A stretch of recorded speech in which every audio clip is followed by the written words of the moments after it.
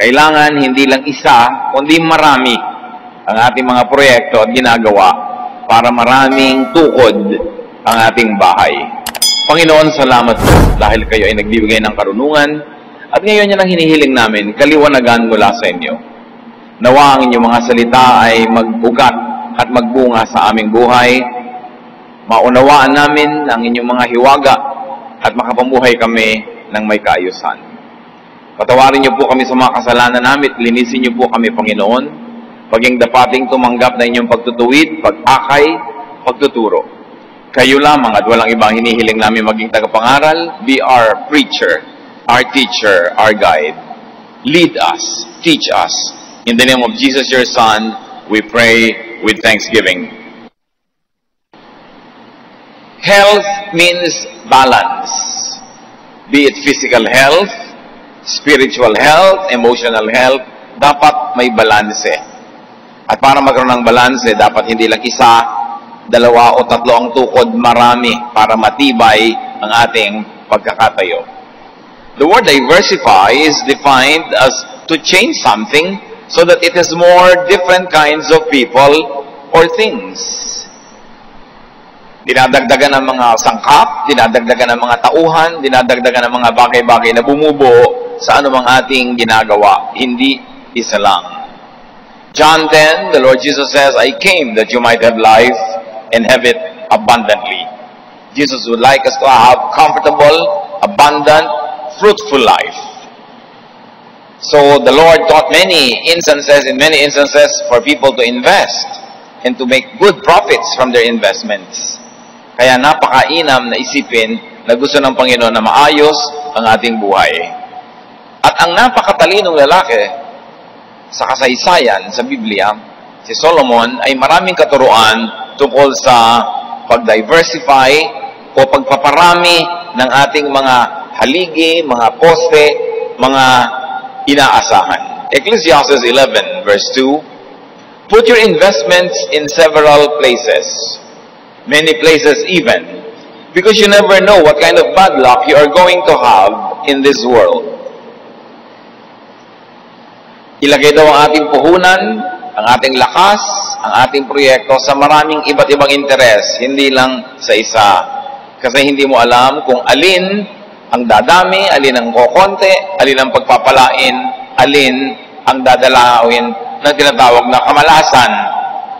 Na maraming mga conservative Christian ayaw gamitin ang word na ito, but really in the Bible it is used and the concept is very clear. Sabi ni Solomon, time and chance happens to all. Other versions say, bad luck happens to some of us at any given time. Kailangan daw ating mga investment medyo nakakalat. Hindi naman yung kalat, na sabog, pero hindi lang isa para mas matibay ang iyong pagkakatayo. Ecclesiastes 11 verse 2, be generous and someday you will be rewarded. Share what you have with 7 or 8 others, because you never know when disaster may strike. Maging mapagbigay daw, hindi lang sa isa, kundi sa 7 o mga 8 tatanggap. Maging mabuti ka, hindi lang sa isang tao. 7, 8, damihan mo ang gagawin mo ng kabutihan. Maging matulungin ka, hindi lang sa isa, kundi sa marami. Kasi hindi mo alam kung sino sa mga tinulungan mo, ang pagdating ng araw ay tutulong din sa iyo. Hindi mo alam kung sino sa mga binigyan mo ang magbibigay dit magsusukli. Hindi mo alam sa maraming itinatanim mo kung alin ang tutubo, bubunga at mahihitik sa maraming pakinabang. Kaya mainam na hindi lang isa ang pinaglalagakan ng lahat ng lakas, ng lahat ng atensyon, lahat ng pag-ibig, at lahat ng makakayang ibigay. Sabi niya, you do not know which project disaster might strike, or you don't know how disaster might strike. Sinasabi ng marami noon, do not put all of your eggs in one basket. Alam natin ang karunungan ng kasabihan na yan, babasagin ang itlog, kaya dapat ay hindi sa iisang lugar lang. Pag natapakan ng elepante yung isang basket mo, nadagan na ng kalabaw, natapakan, natumbahan ng tao, durog lahat. Kailangan iba-iba ang pinaglalagyan. Sabi ng mga kabataan, do not put all of your files in one hard drive. Have a backup. Para may mangyari man na hindi inaasahan, may iba ka pang pwedeng sulingan at pwedeng sandalan. In other words, do not invest all your resources in just one enterprise. Hindi isa lamang na project o negosyo, hanap buhay, ang dapat lagyan ng lahat ng ating mga tinatangkilik sa buhay. Ecclesiastes 5:13 to 14. I have seen something terribly unfair, and this is what we have read before. People get rich, but it does them no good. Suddenly they lose everything in a bad business deal, then have nothing to leave for their children. Tendency kasi ng mga tao na pagka merong kumita, merong nagbigay ng biglang ginhawa o tubo, mahumaling na doon. Kaya maraming nararaket, maraming nadadaya ng mga schemes, ng mga mag-i-invest ka ng 1,000, after 1 week magiging 1,200. So maglalagay ka muna ng 1,000, pag tumubo ka na ng 200 agad-agad, maglalagay ka na ng 2,000 para maging 2,004. At mamaya 10,000 na yung ilalagay mo dahil parami ng parami, nawawili ka, hanggang isang lamon na yung alahas mo, ibenta mo yung bahay, sabihin mo sa mga kapitbahay at kaibigan mo, mag-invest din kayo dito kasi dadami ang pera nyo, at lahat-lahat inilagay nyo na doon, hanggang isang araw, nung kukunin nyo na yung kita nyo, biglang wala na, nagsara na, fly by night, tinakbuhan ka na, kasi pala ay racket. Pag kami kumikita, maganda, maglaan pa rin sa ibang investments. Kasi hindi mo alam kung biglang dadalawin ng dilubyo yung investment mo na napakaganda pa naman sana ng kita. Sa ibang version ng Ecclesiastes 11:1-2, ship your grain across the sea. After many days you may receive a return. Invest in 7 ventures, yes, in 8. You do not know what disaster may come upon the land. Importante na marami kang tukod, hindi isa lang. Kaya pagka babagyo sa mga probinsya, yung mga bahay, dinadagdagan nila ng suhay, ng ibang mga tukod at haligi para tumibay ito. Ganon din ang ating buhay pananalapi. Ganon din ang ating buhay emosyon or ating emotional life at ang ating spiritual life. Ecclesiastes 11:2, according to yet another version that amplifies the many wonderful angles of the same idea, put your investments in several places, many places even, because you never know what kind of bad luck you are going to have in this world. So, invest in diverse places, in diverse ventures, and even in diverse persons and projects and interests. Hindi natin tiyak. Kahit para ang ganda-ganda ng panahon ngayon, hindi mo alam, biglang-biglang may dumarating na bagyo. Biglang-biglang naiiba ang ihip ng hangin. James 4:13-14, you should know better than to say, today or tomorrow we will go to the city. We will do business there for a year and make a lot of money. What do you know about tomorrow? Ang lahat ay pakikipagsapalaran lamang. And the more you spread your resources, the more covered you are against what might come ahead. There are many examples of diversification in the Bible, especially in the career of Solomon. Ecclesiastes 2:4-8, talagang matalino siya. I did some great things. I built houses and planted vineyards. I had flower gardens and orchards full of fruit trees. I had pools where I could get water for the trees. I owned slaves, and their sons and daughters became my slaves. I had more sheep and goats than anyone who had ever lived in Jerusalem.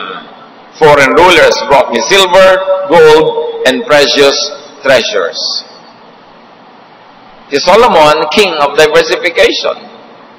Hindi siya umasa sa royal income earned from the taxes from the people. Hindi lang yon. Marami siya mga proyekto. Nagpagawa siya ng mga bahay na pinaligiran niya ng mga taniman, ng mga halamang pinakikinabangan. Meron siyang flowers para sa pabango, sa ganda, maaaring sa kalimuyak nito, Pero meron din siya mga punong kahoy na pwedeng pitasan ng mga prutas. At hindi lang yun, nagpagawa siya ng mga reservoir na hanggang ngayon nagsusurvive pa kung dadalawin nyo outside of Jerusalem, mga hinukay sa bato na malalaking parang yung mga pools kung saan siya nag-iipon ng tubig. Kasi magtatanim ka na magtatanim, mag-i-invest ka, paano yung dilig? Paano kung hindi umulan? Kailangan may nakareserba ka ring tubig. Hindi ka umaasa lang sa isang source. Meron ka pang ibang ginagawang paraan. At napakaraming naging kayamanan nitong si Solomon. The teacher invested his wealth in various economic resources that could increase his wealth even more. But let us be cautious. Over diversification spell the doom of many companies and enterprises. Diversify, but do not over-diversify. Do not spread yourself too thinly to the point that you no longer gather any traction or any profit. Merong iba-iba pero hindi sobrang dami. Yung babae na dinadakila natin at tinatanghal, the woman of Proverbs 31, paano siya nagda-diversify? With her own hands, she gladly makes clothes. Kaya niyang gumawa ng sarili niyang damit, hindi siya umaasa sa iba. Laging marami nagtatanong, Pastor, ano po ba ang magandang negosyo? Meron po akong konting puhunan. And I always tell them, walang magandang negosyo by itself. Ano ang magandang negosyo? Yung kaya mong paandarin mag-isa. Gusto ko po magkarenderya eh. Marunong ka ba magluto? Eh kung absent yung cook mo, sarado ka. Gusto ko po magtayo ng parlor. Marunong ka ba maggupit? Mag-manicure, pedicure? Pag inabsentan ka ng empleyado mo, aandar ba yung negosyo mo? Gusto ko po magtayo ng talyer. Marunong ka ba magmekaniko, maglatero, magmasilya, magwelding? Huwag kang magagawa ng negosyo na hindi mo kayang paandarin. Aasa ka sa bayaw mo, sa pinsan mo, sa kapatid mo. Gusto ka lang nilang magbukas ng negosyo para magkatrabaho sila, pero pag nagkaroon sila ng better opportunity, lalayasan ka nila. Kaya marami nagtatayo ng negosyo, nabibigo. Gusto magtayo ng panaderya, kasi yung bayaw, panadero, nung may pag-abroad, nag-abroad si bayaw, o ano mo ngayon yung pugon mo, gawin mong higaan. Kasi hindi mo kayang paandarin. Kaya itong babaeng to, with her own hands, she gladly makes clothes. Meron siyang skills. Hindi siya umaasa sa iba. Ano magandang negosyo? Yung alam mong paandarin, yung kaya mong paandarin at gusto mong paandarin. Yan ang magandang negosyo. Hindi ko mo nagtagumpay yung pandesal ng kapitbahay mo, magtatayo ka rin.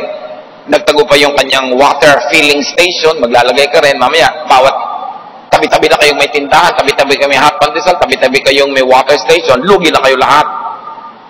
Kasi hindi na diversification yon. Ang buong community, iisa yung negosyo. You are spelling your doom. This woman of Proverbs 31, she is like a sailing ship that brings food from across the sea. Importer din siya. Para sa mga panahon na wala silang ani, nag-i-import siya. Kung saan maraming produkto, doon siya bibili. Dadalhin niya doon sa konti lang yung produkto, maganda ang presyo. She knows how to buy land and how to plant a vineyard. Nakita niyo, marunong siya bumili ng mga lupa. At marunong siya magsaka. Bili ka ng bili ng lupa, wala ka namang itatanim, nakatiwangwang, anong klaseng investment yun? Yung mga daddy, bibili ko na mahal na alahas. Ang mahal-mahal yung daddy, investment yun? Anong investment? Pag naghirap tayo, ibinasangla mo yan, binabarat. Pag gusto ng ibenta, wala namang bumibili, muraw na lang, investment, hindi ko pa aminin na gusto mo lang maglagay ng hikaw just sa tenga mo. Nakasinlaki na siniguelas. So, anong klaseng investment yun? Kikita ba yan? O gastos lang yan. She knows how when to buy or sell. She makes clothes to sell to the shop owners. She is cheerful about the future. Sabi ng ibang version, she can laugh at the days to come. Bakit? May savings. May income. She is charitable. She opens her hands to the poor, but she never stops making money. And this woman can laugh at the days to come because she doesn't solely depend on one investment, the husband. Hindi lang siya nakaasa sa husband. May sarili siyang income. Yung mga iba, naku po, binubugbog ako ng asawa ko, inaapi ako ng bababae, inuwian ako ng sakit, ba't di mo iwan? wala po akong income. Yun. Mahirap talaga pag wala kang income. Ibig sabihin, hindi ka nag-diversify. Isa lang ang inaasahan mo. Kaya ngayon, makakapit kang parang tuko. Kahit iwinawag-wag ka na, ayaw mo pang tumanggal kasi wala kang aasahan. You can only laugh at the days to come when you can produce what you need. Or when you participate in the production of your husband or your son or daughter to the point that you are not a dependent, you are a participant in the production. Mahalaga mayroon tayong saysay, hindi na tayo umaasa para marami tayong pwedeng paghugutan ng lakas. Do not invest all of your love in just one object. That is an extended application of this teaching.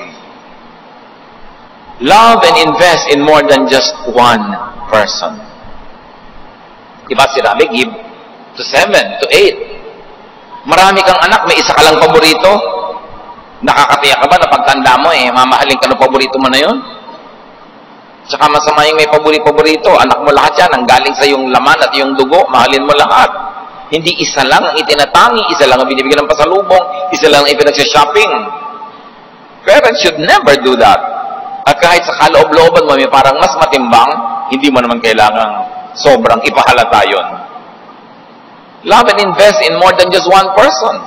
Kung kaya mo magpaaral ng anak mo, magpaaral ka. Kaya mo magpaaral ng iba pa, magpaaral ka. Kasi hindi naman lahat ng anak ay nag-aalaga ng magulang. At hindi naman lahat ng mga anak nagsusukli ng mabuti sa magulang. Luke 10:27, love the Lord your God with all your heart, and with all your soul, and with all your strength, and with all your mind, and love your neighbor as yourself. So tatlo ang minamahal dito sa Luke 10:27. Love God. Can you imagine all your heart, all your mind, all your strength, parang wala nang natira? Pero meron pa kasi sabi, and your neighbor, love also, and yourself. Mahal mo rin dapat ang kapwa at mahal mo rin ang iyong sarili. May mga tao, Diyos na lang ang minahal, puro religion na lang ang buhay, tapos nakatiwawang ang labada, hindi man lamang maplansya kasi lagi nasa prayer meeting.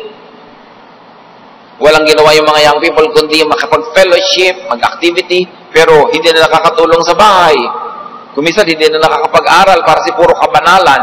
Balance dapat. You love God, you love others, and you love yourself also. Malaki ang utak at puso na ibinigay ng Diyos sa tao dahil tayo nilikha sa wangis ng Diyos. Kasya lahat yon. Management lang. Hindi ko mo na humaling ka sa relihiyon, na humaling ka sa Biblia, na humaling ka sa Bible study, napapabayaan mo ng mga tungkulin mo sa bahay, yung pag-aaral, o iba pang mga bagay. Kasya lahat yan. Management lang. At sinabi, love your neighbor. Love God and people. Some people become very religious, they become narrow-minded, that they love God only, but they hate all other people. They don't hate only those who are ungodly, they hate those who are also religious, but in another congregation. Don't misuse your love for God to hate and harm other people. Ang laki ng kayang gawin ng ating isip. Kaya kailangan lamang practice, exercise. Favoritism, loving only one, that is very counterproductive. Katulad ng pamilya nila Jacob, pamilya ng kanyang sambahayan na may mga paborito. Yung tatay, paborito yung anak na panganay. Yung nanay, paborito yung anak na bunso. Nagkawatak-watak tuloy ang pamilyang ito. Binless ng ama yung anak na hindi dapat tumanggap. Yung dapat tumanggap ng blessing, nadaya. Genesis 27:38, Father, Esau asked, don't you have more than one blessing?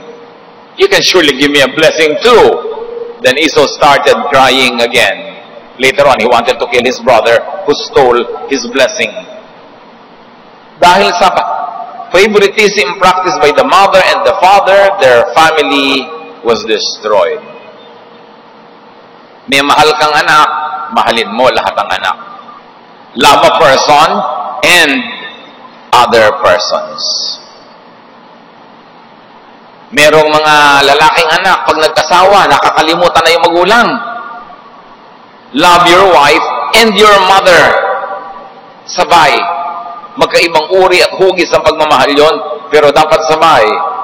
Nagkaasawa ka, love your husband and your mother-in-law. Hindi husband lang. Dapat maraming pinagkakasya para hindi conflict ang buhay. Love your son and your daughter-in-law. Hindi son mo lang kasi hate mo yung daughter-in-law. Paano yun? Conflict yun. Love your child and other children. Kung gaano mo kamahal ang iyong anak, yung ibang bata dyan, ganon din kamahal ng mga magulang nila. Kung kakayanin lang sana ng ibang magulang na mahalin din yung anak nila, tulad ng pagmamahal mo sa anak mo, ay di maganda ang mundo.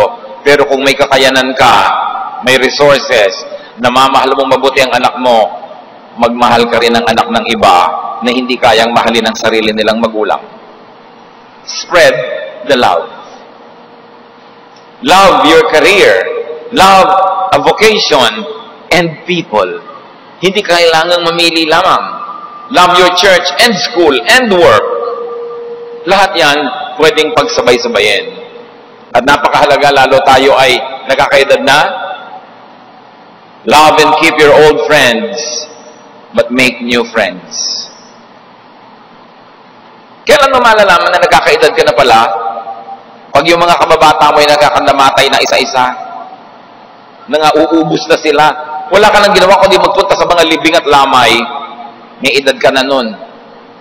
Ang tanong, okay, nakakalungkot, nauubos ang iyong old friends. Meron ka bang new friends? Dapat, hindi lang old friends ang minamahal, gumagawa rin ng new friends para ang buhay magpatuloy at magkatuloy ng kasiyahan. Love new and old interests. Hindi ka napako na lang sa isang interest, napako ka na lang sa isang tao, napako ka sa isang vocation all your life.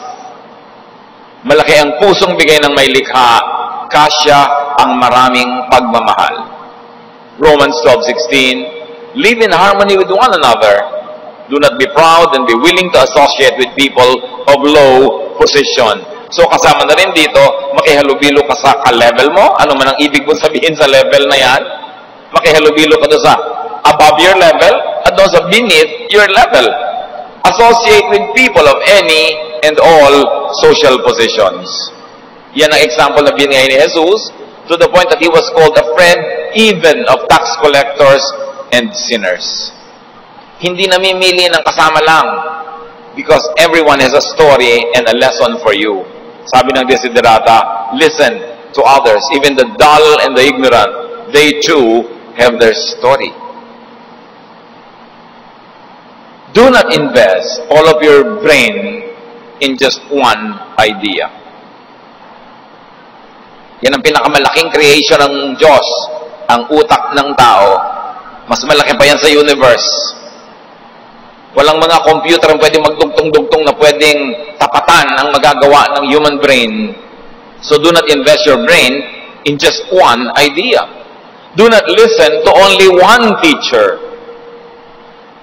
To only one teaching. Brainwashing ang mangyayari doon. At ito, nakakalungkot ang style ng maraming religions. Ayaw ka na nilang makinig sa iba, sa kanila lang. Ayaw ka na nilang may ibang malaman, dapat yung ipinaalam lang nila. At marami pa nga ipinagkakait sa iyo magbasa at mag-aral at mag-interpret ng Bible on your own. Kailangan yung dikta nila ang papasok sa utak mo. Kaya pinakamakikitid na utak sa balat ng lupa, karamihan yung mga relihiyoso. Kasi isa lang ang pinanggagalingan, controlled teaching. Binigyan tayo ng Diyos ng napakaraming capacity to think, ng mayaman na senses, hindi para isuko natin at ipaalipin sa isa o dalawang tao o organisasyon na kokontrol sa ating utak. Kailangan nagtatanong, nanunuri, at kung kinakailangan ay tumututol dahil nag-iisip. Mabuti yung maraming input ang mga magagaling at mahuhusay na teachers. Proverbs 15:22, plans fail for lack of counsel, but with many advisors, they succeed. Nabibigo daw ang marami mga balak kung kulang sa matinong payo. Pero kung marami na nagbibigay ng matitinong payo, nagtatagumpay ang mga ginagawa natin. Kaya si Solomon, ang runong-runong na, nung gagawin siyang hari, tinanong siya ng Diyos, ano mang gusto mo, ibibigay ko sa iyo. Anong gusto mong hilingin? Sabi niya, patalinuhin niyo po ako. Kasi ang mga taong ito ay tao nyo, hindi ko tao. Ang kaharian ay kaharian nyo, hindi ko kaharian. So anong malay ko kung paano mangunguna sa inyo mga tao? Turuan nyo ako, bigyan nyo akong wisdom. Tuwang-tuwa ang Diyos sa hiningi ni Solomon, kaya pati hindi niya hiningi, ay ibinigay. Tulad ng kayamanan, kapangyarihan, katanyagan, kasi ang hiningi niya karunungan. Natuwa ang Diyos. At si Solomon, hindi ko mo marunong na, at pinarunong na ng Diyos, ay nakontento na sa kanyang alam. Hindi siya tumigil ng kaaaral. Ecclesiastes 1:13-14, I applied my mind to study and to explore by wisdom all that is done under the heavens. I have seen all the things that are done under the sun. Nag-aral siya ng nag-aral. Zoology, botany, astronomy, arithmetic, engineering, architecture, farming, the arts, poetry, drama, literature. Pinag-aralan niyang lahat. Kaya pag siya nagbibigay ng turo at payo sa kanyang mga nasasakop, napapabuti ang buhay ng mga ito. Kawawa ang mga sakop na ang kanilang pinuno ay konti lang ang alam. Kawawa ang mga tinuturuan kung ang nagtuturo ay limitado ang alam at tumigil ng mag-aral. Nakapaglingkod siyang mabuti dahil pinalawak niya ang kanyang kaalaman, malalim, malawak, mataas ang pinaguhugutan niya ng kanyang mga desisyon, ng kanyang mga payo, at ng kanyang mga utos. Sabi niya, I have seen all things that are done under the sun. Alam niya kung papaano mamumuno dahil napakaraming buhay ang naunawa niya, and he lived many lives, so to speak. Ecclesiastes 11:6, plant your seeds early in the morning and keep working in the field until dark. Who knows? Your work might pay off and your seeds might produce. Negatively, your work might not pay off and your seeds might not produce. So ang sinabi, okay, umagang-umaga, magtanim ka na. Pero pagkatanim mo, huwag kang magpahinga. Huwag kang tumigil gumawa. Gumawa ka pa ng iba-ibang mga proyekto kasi hindi mo naman alam kung yung tinanim mo tutubo nga. At hindi mo alam kung gaano tutubo yun, gaano dadami ang bunga nun. Kung doon ka lang umasa, nagtanim ka lang ng isa, tapos yun na. Kung hindi, magtagumpay. Kinain na insekto, dumating ang drought, o kaya ay kung ano-ano nangyari sa halaman na ito at hindi siya tumubo, edi nakatunganga ka na. Sabi gano'n, huwag kang umasa sa isa lang. Huwag kang titigil. Yung iba, nakapagtapos halimbawa ng pag-aaral, tumigil na magbasa, tumigil na mag-aaral. No! Kung gumraduate ka noong 1972 o 82 o 92, ang dami ng bagong karunungan. Kulelat ka na by now. Kailangan nag-aaral ka pa rin. Paano ba kung hindi ka gumraduate, hindi ka nag-aaral, tapos wala ka idinadagdag? Pinapaspel lang sa iyo ang Mississippi. Nosebleed. Ayoko niyan. Pagka mga usapan ay nakakapagpatalino, na-stress ka na. Saan ka kukuha ng desisyon sa mga ginagawa mo araw-araw na desisyon? Paano mo haharapin ang mga problema? Napakalimitado ng pagkukuhanan mong karunungan, napakalimitado ng pwede mong gawin. Kawawa ang umaasa sa iyo. Kasi hindi ka makakadeliver na mabuti. Ang tao dapat hindi tumitigil mag-aral kasi napakaraming dapat malaman. What we do not know is little. What we know rather is little. What we do not know is immense. We must keep learning. So, it's always wise to have alternatives. To plant in the morning and to keep on doing other things until dark. Do not invest all of your life in just one philosophy, in one idea, in one set of beliefs. Dapat hindi narrow-minded. Huwag yung may ituturo sa'yo sa mga ayoko, ako'y cerrado de candado. Tinuturoan kita, sabi mo, sarado ang utak mo, ipinagmamalaki mo na sarado ang utak mo. Na ayaw mo nang tumanggap ng liwanag, ng runong. Bakit? Alam mo na ba lahat? Marami sa alam natin, lalo relihiyon, namana lang natin sa mga magulang. Hindi mo naman talaga pinili na maging na religion mo, di ba? Namana mo lang. So, dapat dumarating ang punto na tayo marunong na mag-isip, marunong ng manuri. sinusuri mo ang sarili mong relihiyon. Pagkatapos mong manuri, nag-aaral ka ng mga ibang mga options, at sa iyong panunuri, pag-aaral, pagbubulay-bulay, ay gagawa ka ngayon ng paninindigan kung saan ka mananalig. Hindi mo kailangang manahin lang na buong kabulagan ang namana sa magulang. Maaaring namana din lang niya sa magulang niya, hindi rin niya choice. Only a fool does not change his mind. Kailangan, kung marunong ka, nakakita ka ng mas maganda, change your mind. The New Testament, the teachings of Jesus is all about new things. New wine on new wineskins. A new spirit, a new covenant, a new commandment. Huwag tayong matakot sa new. Huwag tayong sentimental na ayaw natin bitawan yung old kahit meron ng mas mainam at mas mabuti. Marami mga bagay, maging isipin, maging mga philosophies, lipas na sa panahon, hindi na bagay sa iyong konteksto, sa iyong katotohanan sa oras na ito. Kailangan na tayong patuloy na magbago ng ating iniisip. Ecclesiastes 7:18, huwag daw maging extremist. It is good to grasp the one and not let go of the other. Whoever fears God will avoid all extremes. So huwag kang masyadong conservative, huwag ka na naman masyadong modern, humanap ka ng balance. Huwag kang masyadong makaluma, huwag kang masyadong makabago. Sabi niya, be not the last, be not the first, be not the last to lay the old aside, nor be not the new, the first to try what is new. There is such a line in poetry, sabi, hindi ikaw dapat ang mauna sa anumang bago, pero huwag din naman ikaw yung huli. Nasa gitna ka lang. Pagka mga extremist, ako'y conservative, sobrang conservative. Pagka naman liberal, sobrang liberal. Dapat nasa gitna-gitna ka. Middle of the road. Para kung nasa kaliwa ka lang lagi, sa tabi ng bundok, kung may malaglag na bato, nahulog sa'yo. Kung nandun ka naman sa gilid, sa may bangin, gumuho yung lupa, nahulog ka. Sa gitna ka lang. Lalo kung nasa Cannon Road ka. Kailangan nasa middle of the road. Sa paniniwala din, huwag maging extremist. Guilty dyan yung maraming religious people. Pagka napasama sa ganitong sekta, sobrang extreme. Pag napasama sa ganun, nasa kabilat, sila ay nagbabakbakan. Sa maramdalang pareho lang naman silang naghahanap sa Diyos at pareho lang silang tumatawag sa Diyos. Nung paman, kahit nung New Testament Church, may mga pagtatalo na, ano ba dapat ang manguna? Mind or spirit? Ano ba dapat? Intellect or emotion? Maging practical ba o mystical faith? Will I speak in tongues I do not understand? Or will I only speak in a word or language that I understand?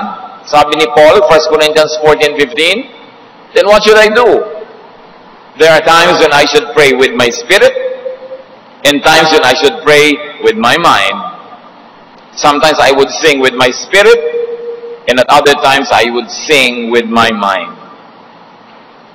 Any philosopher or theologian that encourages you to think in extremes should be avoided. Kasi papaliitin niya ang iyong utak, isisiksikan niya sa isang sulok, samantalang ang lawak-lawak ng pwede mong lakaran sa mundo. So love spiritually and practically. Love the next life and this life. Isang extremism yan, yung napakahilig sa end times. Puro end times na lang naman ang utak. Hindi na tuloy nabubuhay in the present, in the here and now. Every day, every hour, every minute, here on earth is a gift from God that must be enjoyed, that must be employed to doing good, that must be profitable for you and other people. Pero yung mga iba naging extremist, puro na lang end of the world ang iniintay, hindi na nabubuhay sa kasalukuyan. Yung iba naman, puro pang kasalukuyan lang, walang paghahanda sa future. Dapat balance. That is what health is all about. So needless to say, brothers and sisters, Jesus says, I came that you might have life and have it abundantly. Jesus wants a full, abundant life for us. But for that to happen, we must be balanced. And to be balanced, you should diversify. Diversify in your business life, in your spiritual life, in your emotional life, and social life. Marami tayong pwedeng yakapin at mahalin, gawin, sabay-sabay. God is God of diversity. Look at creation. Hindi lang puro pang disyerto ang halaman, pero di pang tubig. Hindi lang puro pang nakadikit sa lupa, pero ding matataas na dapo na kumakapit sa matataas na puno. May mga namumulaklak ng pula, merong puti. Merong bagay na bagay sa mga basa na environment, pero dapat tuyong-tuyo. Ganun din ang ating buhay. Dapat kahit sa kamapalagay, buhay ka. Sabi ni Paul, I know what it is and how it is to live in plenty or in want. Whether I am cold or hot, whether I am hungry or well-fed, I know how to be content. Dapat ganun ang buhay natin. Marami tayong pwedeng gawin. Pwede tayong mag-adjust. Hindi yung hindi ka na makatulog kung hindi sa sariling punan ang gamit mo. Hindi ka na makakain kung di luto ng nanay mo yung kinakain mo. Dapat marami, nag-diversify ka para saan ka man malagay. Ano bang assignment ang mapagtakunan sa'yo o mapaglagyan? You will thrive. You will flourish. You will be able to have a good life, to glorify God, to help other people. To accept and develop your many personalities and talents. Kumisa sa iba't ibang bahagi ng buhay natin, iba't iba yung talent natin. So, tapos ka na halimbawa sa talent mo na gano'n, may bago ka naman talent na dapat na linangin, dapat i-develop. Do not stick only to the past. Sabi ni Paul, you know what I do with the past? I forget about the past. I move on towards the future.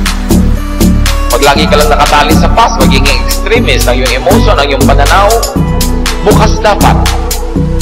Maraming dapat lasapin, maraming dapat magawa, ma-accomplish, ma-enjoy sa buhay na ito. Pero kung nakasara ang iyong isip, nililimitahan mo ang pwede mong gawin, you will limit your own opportunities. Do not put all of your eggs in one basket. Lalong-lalo sa pag-ibig. Mga iba, pinakamasakit na karanasan sa buhay, romantic love. Kasi nung umibig, lahat-lahat na ibinigay. Wala nang tinira sa sarili. Importanteng magtira sa sarili. Kahit mahal na mahal mo pa yung tao, napakahalaga na meron ka rin pagmamahal sa iyong sarili. Kaya sabi ni Jesus, love others as you love yourself. In other words, mahal mo sarili mo, as paraan na mahal mo sarili mo, mahalin mo rin yung iba. Huwag yung ikaw lang yung lamang, sila dehado. Pero huwag din yung sila lang yung lamang, ikaw dehado. Kahit mga magulang, nagmamahal kayo sa inyong mga anak, patulira rin kayo sa inyong sarili. Wala na yata kasing lungkot yung makakita kang isang magulang na ibinigay ang lahat sa anak. At yung anak mo nag-aasawa na at mga sariling anak, nalimutan na yung magulang, ikaw kaya nakatingala sa langit. Naghihintay na lamang na matakunan ng limos at konting pagtingin, magtira ka rin sa sarili. Kasi ang pag-ibig sa sarili ay pag-ibig sa Diyos dahil Diyos ang nagbigay sa atin na ating sarili. Huwag na simot na ubos na ubos. Diversify. Always leave something for yourself. And when you deal with people, when you do business with them, when you transact with people, always leave something on the table for the other person. Hindi sa'yo lang. Hindi puro kabig, pero hindi rin puro bigay. Dear Lord, teach us to live a balanced life. Yung balanse sa pagtatanim at pag-ani, sa pagbibigay at sa pagtanggap, balanse sa pagmamahal at pagtanggap ng pagmamahal. Turuan mo kami, Lord, kung may imbalance sa aming buhay. If we practice favoritism, especially among those we should treat equally. Ipakita mo sa amin, Panginoon, kung kami nahuhumaling sa isang hanap buhay na inilagay na namin doon lahat na pwedeng maging dahilan ng pagbagsak ng lahat-lahat. Turuan mo kami to be wise and diversify, but to not over-diversify to the point that we extend ourselves too thinly. Give us that wisdom, Lord, to be in a balanced situation. Pagbulay-bulayan natin, mga kapatid, ang kahulugan ng mga practical na turo ni Solomon at ng iba pa sa ating pang-araw-araw na buhay. How to diversify, paano dadamihan ang haligi ng ating bahay, marami ang tukod, marami ang pinagkukunan, para hindi tayo agad-agad natutumba kung dumarating ang pagkakataon. Dear Lord, as your people bow before you, may you give this message, Lord, the practical application that we should know and we should do. Turuan mo kayo, Panginoon, na mabuhay na merong tibay, may katatagan, para hindi kami agad-agad tinutumba ng mga pagsubok na dumaraan. Brothers and sisters, spend some time in silence, reflect on the practical and actual meaning of these messages in your very personal life.